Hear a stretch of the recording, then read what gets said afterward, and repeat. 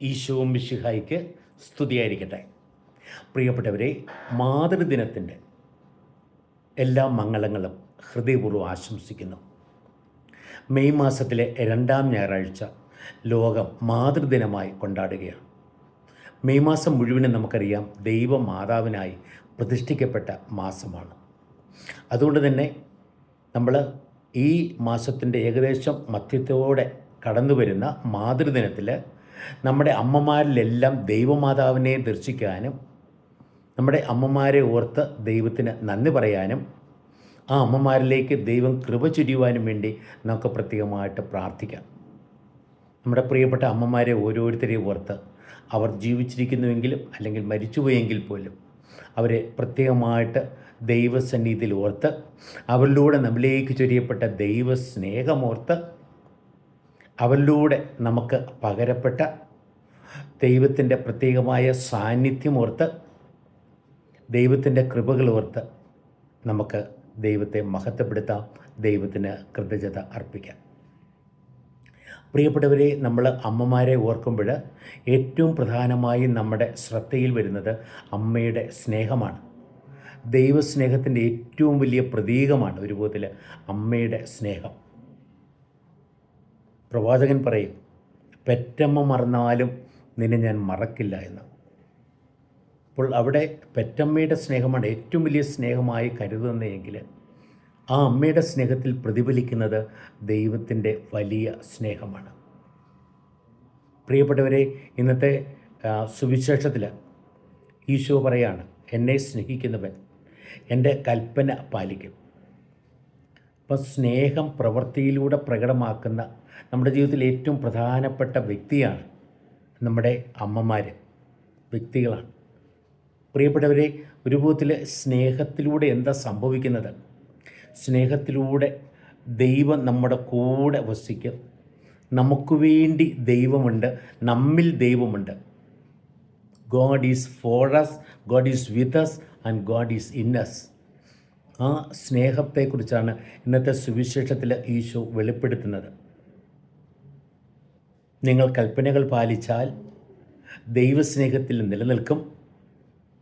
ഞാൻ നിങ്ങളെ സ്നേഹിക്കും, പിതാവ് നിങ്ങളെ സ്നേഹിക്കും, പരിശുദ്ധാത്മാവിലൂടെ ദൈവത്തിൻ്റെ സ്നേഹം നിങ്ങളിലേക്ക് നിറയും.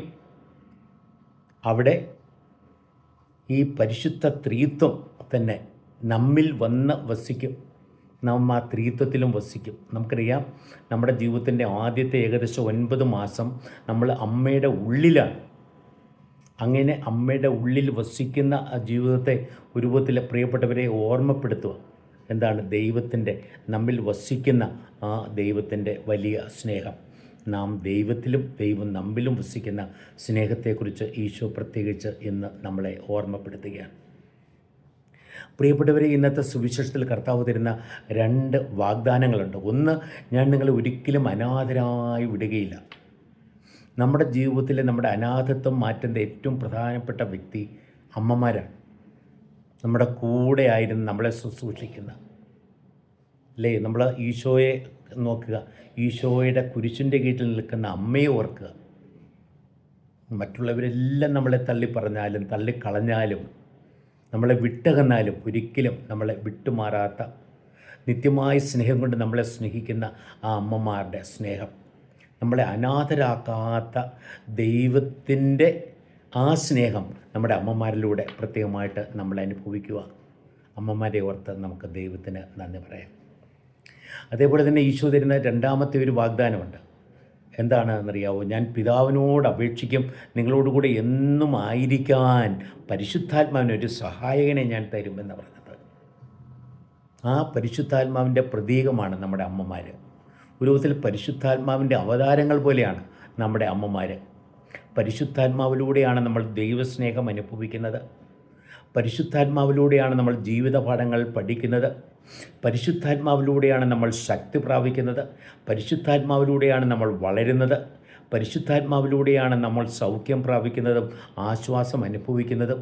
പരിശുദ്ധാത്മാവിലൂടെയാണ് സമാധാനത്തിലും സന്തോഷത്താലും നമ്മൾ നിറയുന്നത്.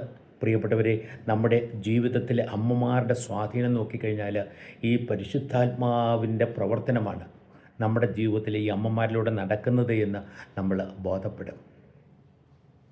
അതേപോലെ തന്നെ ഇന്നത്തെ രണ്ടാമത്തെ വായനയിൽ പ്രിയപ്പെട്ടവരെ, അവിടെ പത്രോസ് അപ്പോസ്തലൻ നമ്മൾ ഓർമ്മപ്പെടുത്തുന്നത് നമുക്ക് വേണ്ടി സഹിക്കുന്ന ഈശോ, നമ്മളെ രക്ഷിക്കാൻ വേണ്ടി സഹിക്കുന്ന ഈശോ, നമ്മുടെ സഹനത്തെ ഈശോയുടെ സഹനത്തോട് ഒന്ന് ചേർത്ത് കാണാൻ സാധിക്കുമ്പോൾ ജീവിതത്തിൽ എന്ത് സഹനം വന്നാലും അതിനെ അതിജീവിക്കുവാൻ സാധിക്കുമെന്നുള്ള ഒരു ഉറപ്പാണ്.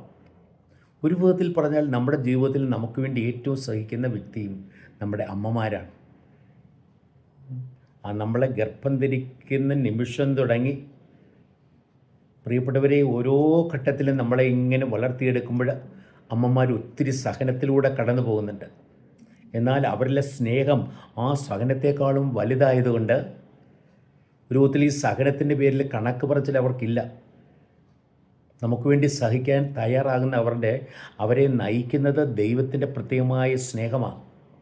ഒരു വിധത്തിൽ സ്നേഹത്തിൻ്റെ അവതാരങ്ങൾ പോലെയാണ് നമ്മുടെ അമ്മമാർ. ഈ മാതൃദിനത്തിൽ നമ്മുടെ അമ്മമാരെ ഓർത്ത് നമുക്ക് ദൈവത്തിന് ഒത്തിരി നന്ദി പറയാം. പ്രിയപ്പെട്ടവരെ, നമ്മൾ ഇന്നത്തെ ഒന്നാമത്തെ വായനയിലേക്ക് ഒന്ന് ശ്രദ്ധ കേന്ദ്രീകരിക്കാം. നമ്മുടെ സ്ഥൈര്യലേപനത്തിൻ്റെ രൂപത്തിൽ വലിയൊരു പ്രതീകം നമ്മളവിടെ കാണുക. സ്ഥൈര്യലേപനം ഫിലിപ്പോസിലൂടെ അവിടുത്തെ ജനങ്ങൾ വിശ്വാസത്തിലേക്ക് കടന്നു, സ്നാനമേറ്റു, ഈശോയുടെ നാമത്തിൽ സ്നാനമേറ്റ് അവരൊരു രൂപത്തിൽ സഭയിലെ അംഗങ്ങളായി. എങ്കിൽ പോലും പിന്നീട് ജെറുസലേമിൽ നിന്നും വന്ന അയക്കപ്പെട്ട പത്രോസും യോഹന്നാനും അവരുടെ മേൽ കൈവച്ച് അവരിലേക്ക് പരിശുദ്ധാത്മാവിൻ്റെ നിറവിന് വേണ്ടി പ്രാർത്ഥിച്ചപ്പോഴാണ് അവർ പൂർണ്ണമായ രീതിയിൽ ക്രൈസ്തവരായി മാറുന്നത്. ഇപ്പോൾ ചില ആൾക്കാർ ചോദിക്കാറുണ്ട്, ജ്ഞാനസ്നാനം കഴിഞ്ഞ പിന്നെ സ്ഥൈര്യലേപനത്തിൻ്റെ ആവശ്യമുണ്ടോ? സ്ഥൈര്യലേപനം എന്ന് പറഞ്ഞാൽ സ്ഥിരീകരണ ഉദാശയാണ്. നമ്മുടെ ജ്ഞാനസ്നാനത്തിൻ്റെ അനുഭവങ്ങളെ സ്ഥിരീകരിക്കുന്ന അനുഭവമാണത്.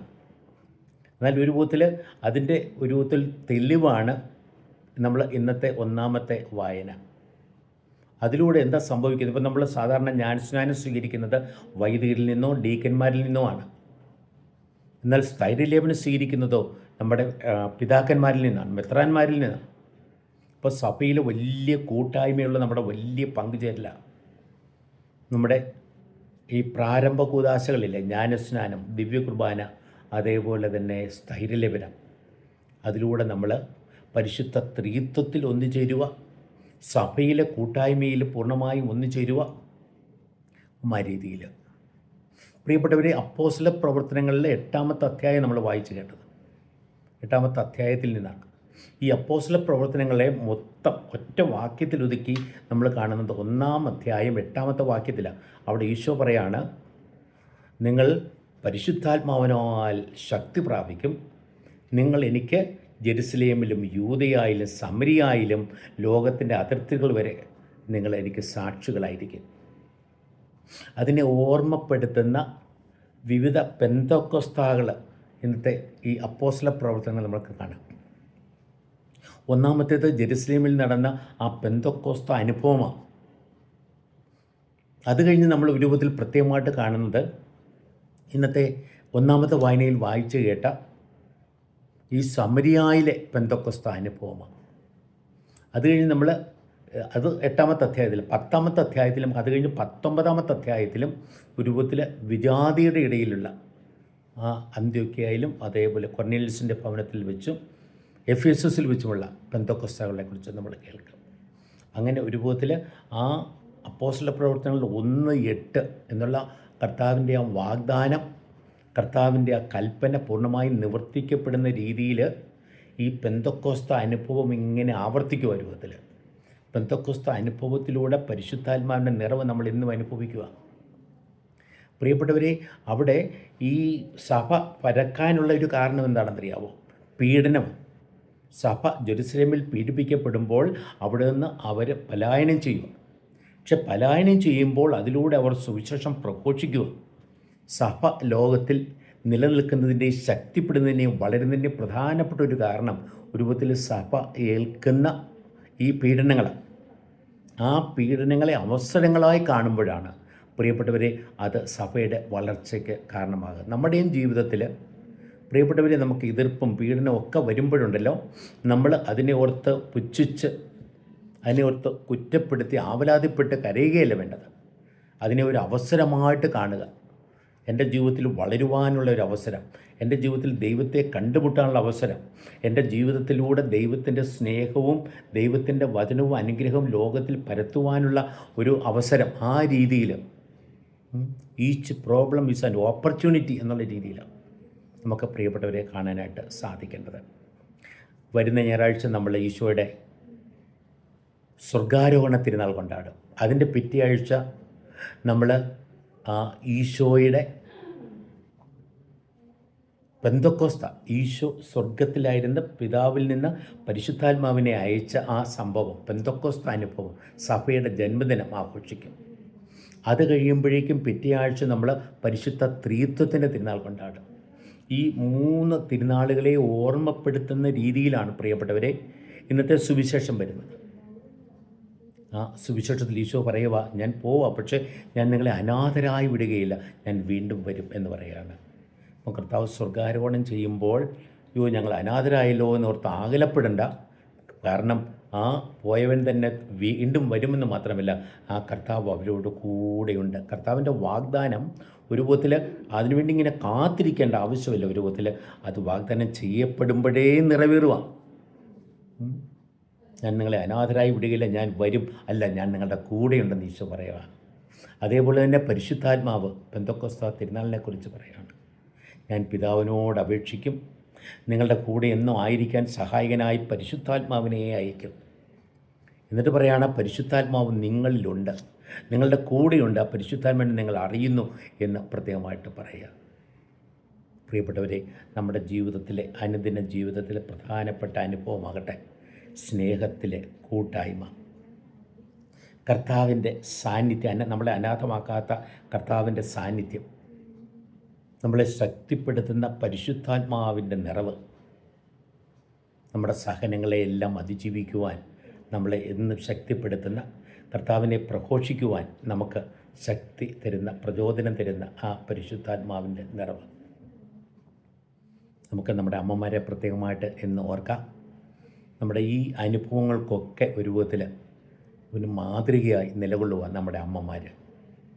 ദൈവസ്നേഹത്തിൻ്റെ അവതാരം പോലെ നമ്മുടെ അമ്മമാർ, നമ്മൾ ഒരിക്കലും അനാഥരായി വിടാത്ത നമ്മുടെ അമ്മമാർ, നമ്മുടെ കൂടെ എന്നും ആയിരിക്കുന്ന പരിശുദ്ധാത്മാവിനെ പോലെ നമ്മുടെ കൂടെയായിരുന്നു എന്നും നമ്മളെ നയിക്കുന്ന, ശക്തിപ്പെടുത്തുന്ന അമ്മമാർ, നമുക്ക് വേണ്ടി സഹിച്ചുകൊണ്ട് നമ്മളെ രക്ഷയുടെ മാർഗത്തിലൂടെ നയിക്കുന്ന നമ്മുടെ അമ്മമാർ. നമ്മുടെ അമ്മമാരെ ഓർത്ത് നമുക്ക് ദൈവത്തിന് നന്ദി പറയാം. നമുക്ക് അവരെ അഭിനന്ദിക്കാം. അവരോടുള്ള നമ്മുടെ കൃതജ്ഞത, ആദരവ് പ്രിയപ്പെട്ടവരെ നമുക്ക് പ്രകടമാക്കാം. ജീവിച്ചിരിക്കുന്നവരെ പ്രത്യേകമായിട്ട് ആദരിക്കാം. മരിച്ചുപോയവരുടെ ആത്മശാന്തിക്കായി പ്രത്യേകമായിട്ട് നമുക്ക് പ്രാർത്ഥിക്കുകയും ചെയ്യാം.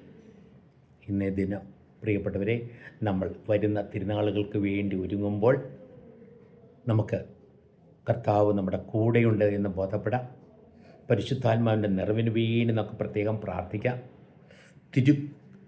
പരിശുദ്ധ ത്രിത്വത്തിലെ ആ കൂട്ടായ്മയിൽ നമുക്ക് ഒന്നുചേർന്നുകൊണ്ട്, പിതാവ് എന്നെ സ്നേഹിച്ചുകൊണ്ട് എന്നിലുണ്ട്, പുത്രനായ ദൈവം എന്നെ രക്ഷിച്ചുകൊണ്ട് എൻ്റെ കൂടെയുണ്ട്, പരിശുദ്ധാത്മാവായ ദൈവം എന്നെ വിശുദ്ധീകരിച്ച് എന്നിലുണ്ട് എന്നുള്ള ബോധത്തോടെ ജീവിക്കാൻ തയ്യാറാകാം. ദൈവാനുഗ്രഹം ഏവർക്കും ഞാൻ ഹൃദയപൂർവ്വം ആശംസിക്കുന്നു. പ്രത്യേകിച്ച് അമ്മമാർക്ക് മാതൃദിനത്തിൻ്റെ മംഗളങ്ങളും അനുഗ്രഹങ്ങളും ഹൃദയപൂർവ്വം നേരുന്നു. നമ്മുടെ സ്വർഗീയ അമ്മ എന്നും നമുക്ക് വേണ്ടി മധ്യസ്ഥം വഹിക്കട്ടെ. ആമേൻ.